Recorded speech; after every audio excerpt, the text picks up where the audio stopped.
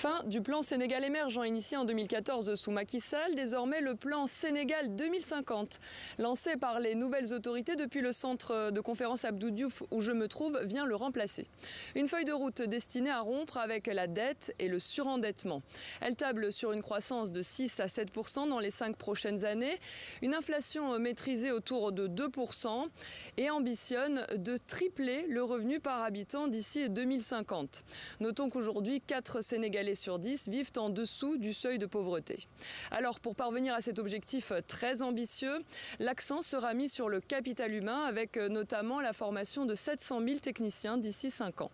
Je vous propose d'écouter le président Bassirou Diomaye Faye. Cette nouvelle stratégie nationale de développement est une réponse innovante aux défis de la transformation systémique du Sénégal.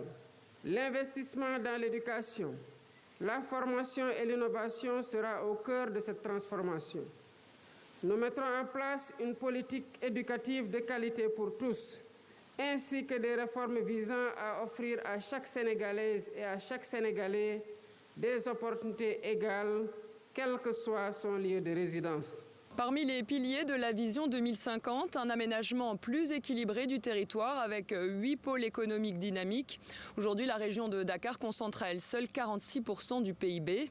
Autre pilier, la bonne gouvernance et la décentralisation dans le cadre de la démocratie participative. Mais pour Elimane Abikane, présidente du think tank Legs Africa, il faut aller plus loin. La participation citoyenne doit être institutionnalisée.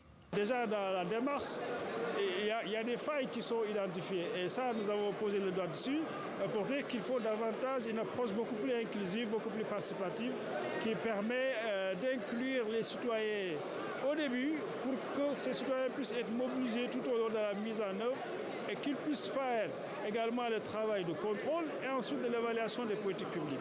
Dans sa première phase à l'horizon 2029, le financement de ce plan est estimé à un peu plus de 18 milliards de francs CFA.